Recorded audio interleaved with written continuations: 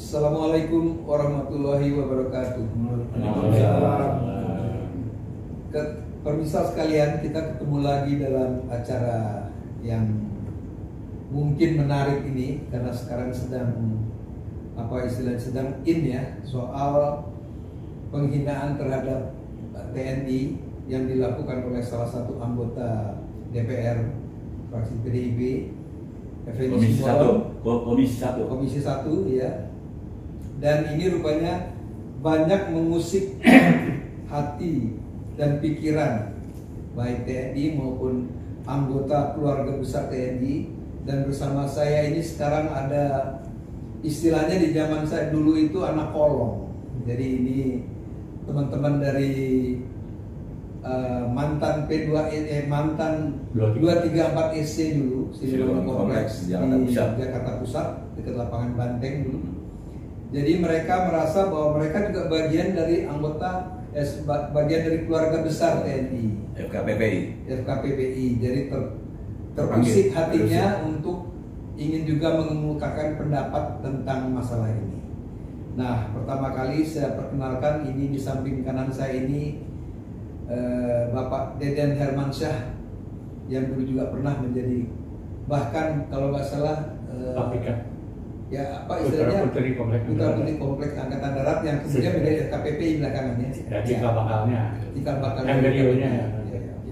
Nah, silakan Pak Deden memperkenalkan rekan-rekan yang lain. Terima kasih Pak Indra. Ya, kami ini dari Kompleks Silwangi, mantan-mantan yang sudah tergusur tahun 84, kita tergusur, tapi kita masih tetap eksis selama ini, tetap besar, kesatuan kita kuat. Dengan kejadian ini kita agak sedikit terusik ya. Jadi kebetulan ya kita berangkat, saya termasuk yang seniornya sekarang, soalnya senior kepala 7, yang lain sudah nggak ada, tinggal kita nih. Udah, teman-teman minta kita bersama-sama dengan ada pernyataan dari Effendi Simbolon. Jadi saya mengundang juga teman-teman yang moderasi yang masih semangatnya tinggi. Terus ini kita Pak Alex Sitonga, Pak Bambang, Pak Rajo, dan Anton Mus. Ini temennya, sebenarnya kakak-kakaknya itu kawan-kawan saya gitu. Ini adik-adiknya, tapi kesinambungan tetap berjalan di Silwangi. Tapi ini semua dulu di Kompleks Silwangi. Jadi kalau ini Silwangi 3, Silwangi 4 gitu. Nah, saya agak terusik karena kebetulan saya ini anak kolong asli, Pak Indra. Pengertian saya asli ini, saya lahir itu di Rumah Sakit Benteng punya TNI di Palembang. Dan saya besar pindah ke Silwangi hampir 40 tahun. Karena mulai dari TK sampai saya kuliah saya masih di Silwangi. Di Kompleks Silwangi, Lapangan Banteng gitu. Jadi kan saya ada pernikahan, saya tinggal anak kolong lagi, Kompleks Kodam Sumur Batu. Jadi 100% anak kolong. Dari kolong ke kolong. Jadi kita memang anak kolong asli, bukan ngaku-ngaku. Jadi memang kebetulan pada tahun 74 itu kita mendirikan Putra Putri Kompleks Angkatan Darat se-Jakarta Raya. Itu terdiri dari 37 kompleks se-Jakarta Raya begitu. Kebetulan pangdamnya itu sesudah Pak Umar tuh Gaya Mantik. Kantornya Kodam itu masih di Lapangan Banteng yang sekarang digunakan untuk Istiqlal. Dulu Kodam di sana gitu. Jadi kami menghadap Pak Mantik. Mantik ini merasa, wah sampai ini baru anak-anaknya bagus, kita kompak. Saya dulu disponsori ya, Kompleks Silwangi, Kompleks Beban dengan Irekanya, dan Kompleks Kodam. Pertama kita bikin dulu pekan olahraga. Nah, disinilah cikal bakalnya yang sekarang adalah FKPPI yang besarnya. Dulu pertama rapatnya di Silwangi untuk mendirikan FKPPI. Tapi karena ada kawan kita dari Silwangi sekolah ke Inggris, terpaksa terunda gitu. Kira-kira saya buka itu aja dulu teman-teman ini. Oke. Jadi ini Pak Alex, Pak Bambang, Pak Anto ya? Iya. Ya. Alhamdulillah ya masih ketemu ya Mas. Masih guyup. Silaturahminya.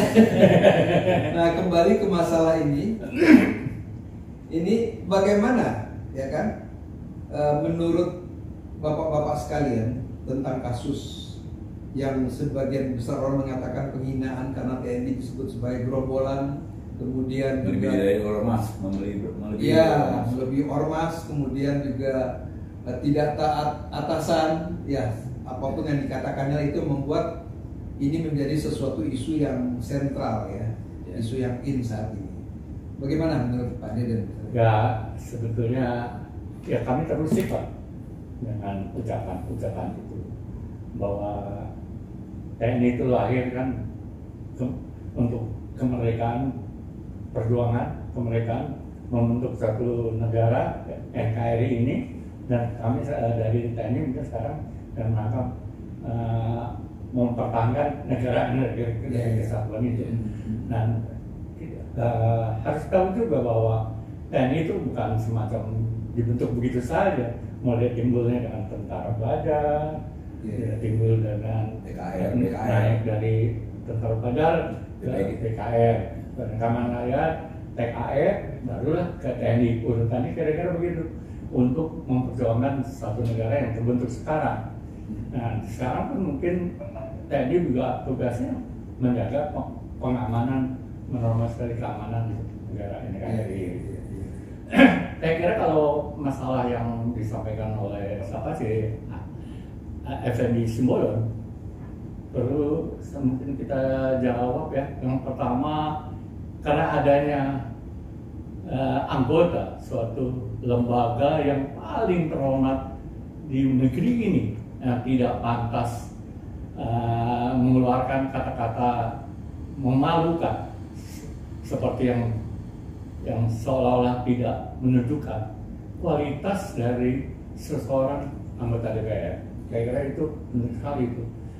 Yang kedua, menurut saya hal ini diucapkannya di dalam sidang terbuka. Justru keterbukaan sidang itu terbukti seakan-akan atas permintaan, sehingga timbullah pertanyaan di masyarakat apa hal yang memang apa ada dari bisa. Siapa tahu kita nggak tahu itu. Mungkin yang ketiga yang perlu saya sampaikan, terkesan ada unsur adu domba terhadap dua petugas TNI yang mempunyai kedudukan strategis yang bisa membuat TNI sepertinya keadaan amburadul gitu ya, yang sedang terjadi di Polri pada saat ini. Saya kira itu aja saya beri tanggapannya. Ya, saya kira memang perlu kita renungkan ini ya, apakah ini tentunya TNI tidak semudah itu akan diadu domba ya, mudah-mudahan ya. Sekalipun tampaknya terjadi ketidakserasian akibat hal ini semuanya.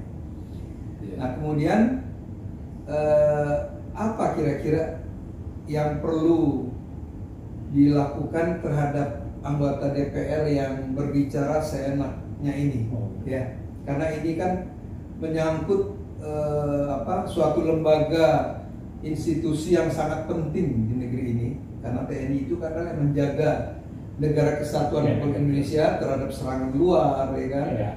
Nah, kemudian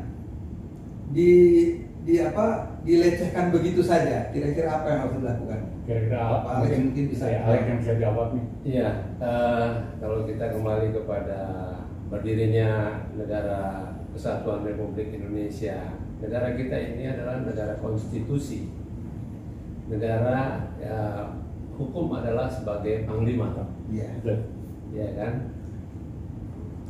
TNI ada di dalam Undang-Undang Dasar 45 itu di pasal 30 ayat 2, angka 2. Ya mungkin Pak Effendi perlu merujuk lagi kepada konstitusi bahwa TNI itu didirikan memang berdasarkan Undang-Undang Dasar 45.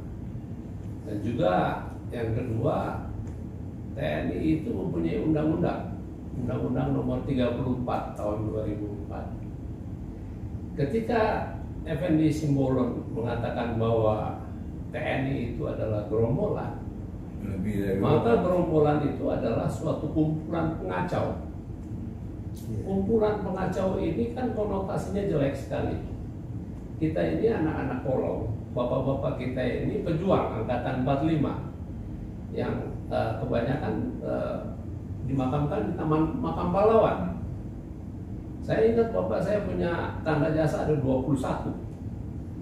Jadi kalau dibilang orang tua saya adalah gerombolan, maka saya dengan menentang apa yang dibilang oleh Effendi Simbolon. Wah, itu marwah atau roh daripada orang-orang tua kita juga ikut terusik di Taman Makam Pahlawan. Ya. Kemudian kalau dia bilang bahwa Effendi Simbolon mengatakan bahwa tentara itu tidak patuh, Effendi Simbolon harus juga melihat Sabta Marga dan Sumpah Prajurit, bahwa di situ selalu diucapkan kepatuhan dari bawahan kepada atasan. Jadi negara konstitusi yang ada di Indonesia dengan perkataan Effendi Simbolon itu, ternyata Pak Effendi Simbolon telah melecehkan konstitusi Republik Indonesia.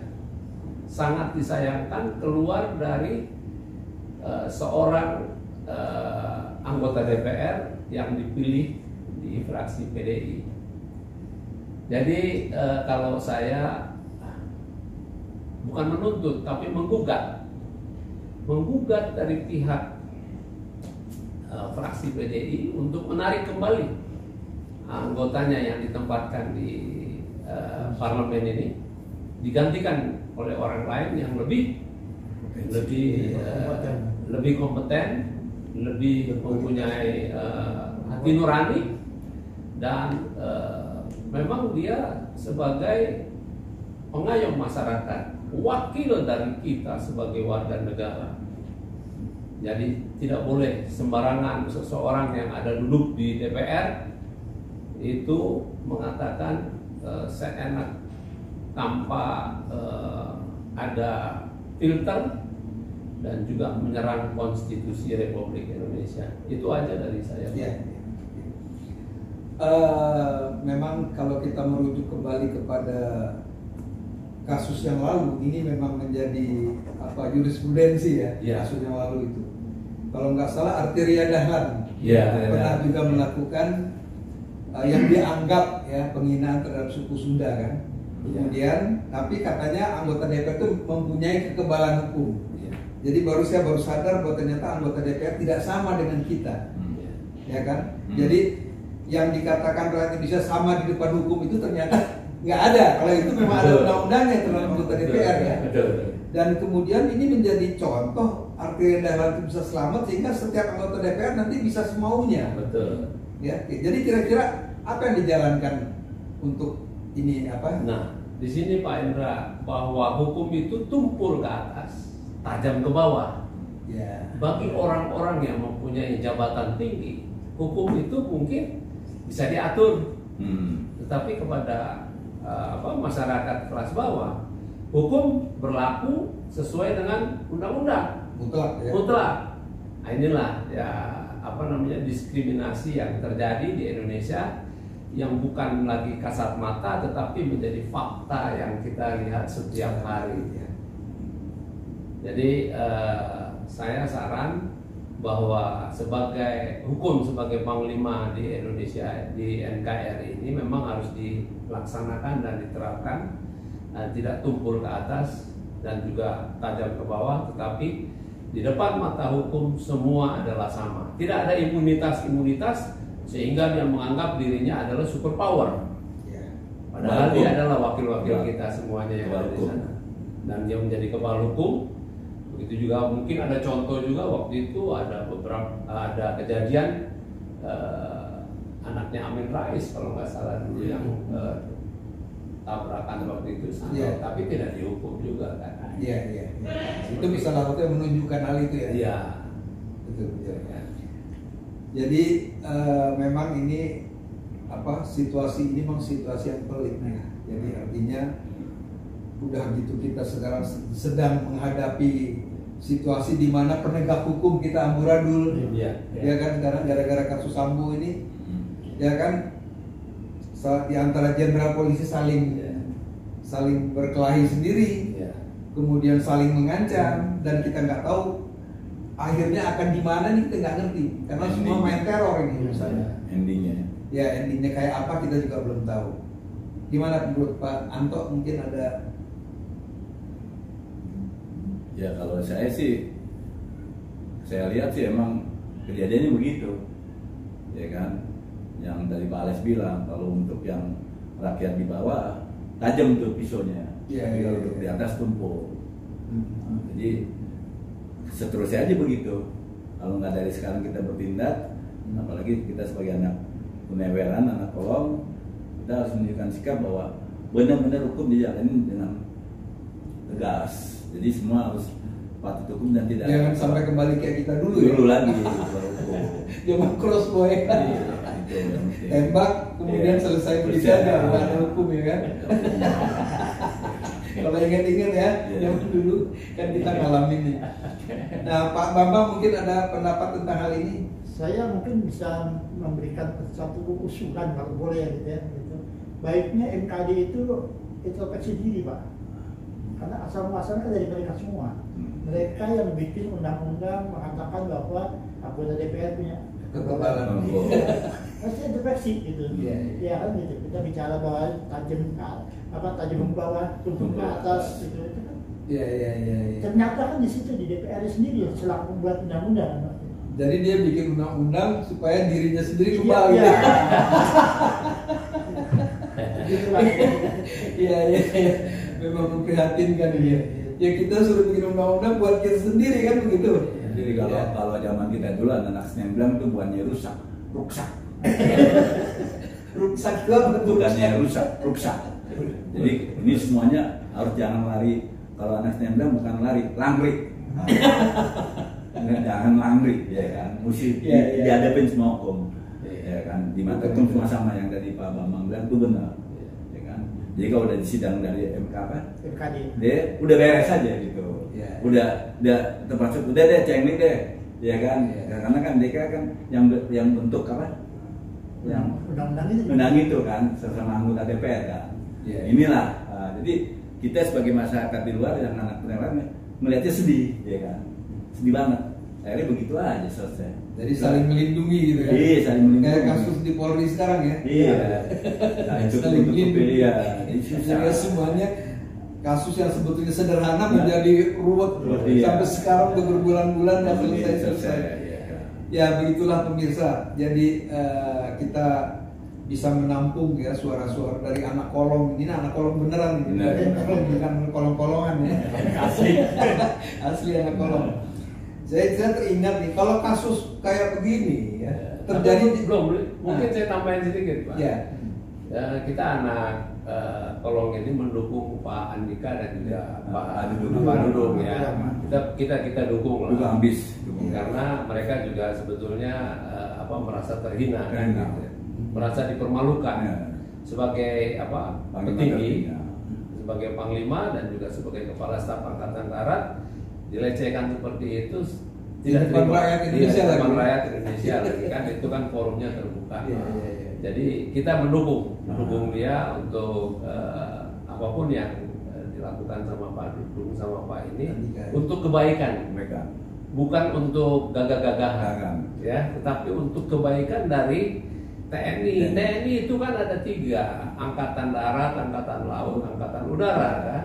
Jadi ini juga harus marwahnya juga rohnya kan harus dijaga supaya mempunyai kekuatan politik, mempunyai kekuatan keamanan baik di dalam maupun di luar negeri. Kalau dilecehkan di dalam negeri seperti ini, bagaimana pandangan dari luar negeri kan? Nah, ternyata angkatan darat hanya oleh seorang Effendi Simbolon nggak ada apa-apanya ternyata kan begitu. Nah, kita mendukung supaya mereka menegakkan koridor-koridornya ini ya kan, koridor hukumnya sebagai anggota TNI. Itu aja Pak Indra. Ya. Gue jadi inget ini zaman kita dulu. Kalau ada kasus kayak gini, kira-kira apa yang dilakuin ya? Ya, kalau Pak Indra minta kepada saya, susah juga nih, udah 40 tahun yang lalu. Yang umur kita masih muda. Dulu zaman anak Siliwangi kan main tembak aja. Tinggal bapak bilang, peluru gua kok habis tuh? Ya, pakai Pak. Ya, dia tinggal menjawab, hati-hati kena orang. Dia bilang gitu. Cuma jawabnya begitu. Kita makin diberi kepercayaan, makin tidak bermacam-macam. Tapi kalau Pak Indra ada masalah ini, saya harus kembali lagi. Sekarang udah 70 umurnya, ya kan? Itu umur saya di bawah 30 kan berarti kan? 20-an. Wah, sebangsa orang seperti ini ya terang kami culik.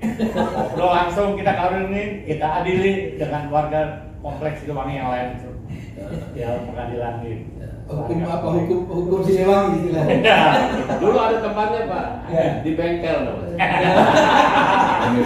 Bengkel di Siliwangi 2. Jadi diculik di bagus itu. Oh, situ. Kan ada tempat apa untuk betul-betulin dari bawah, kita masukin dulu ke bawah. Jadi emang kita sebagai anak Siliwangi itu emang dulu kerjanya berantem aja. Jadi emang disitulah jadinya jati diri kita tuh di situ terbentuknya. Sekarang kan banyak dari anak-anak kompleks Siliwangi sukses jadi jenderal juga banyak, yang jadi pengusaha juga banyak. Karena kita digembleng dengan orang tua kita dengan pendidikan kita keras. Tapi keras itu bukan berarti itu kita nanti jadi enggak. Di situlah kejiwaan kesatriaan kita muncul. Kita selalu menjaga marwah keluarga besar TNI dan FKPI sampai saat detik ini tetap kita menjaga. Dengan munculnya saudara Effendi Simbolon, kita sangat terusik.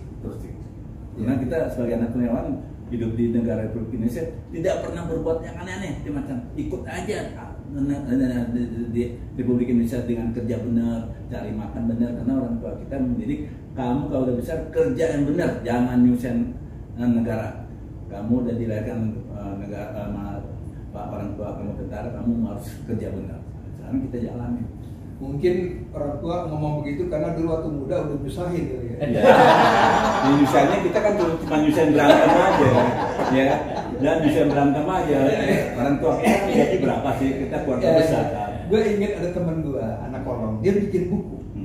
Judul bukunya Anak Kolong. Tadi gue mau cari ke ini gak sempet ke Gramedia. Dia juga anak kolong tapi di Jawa Tengah.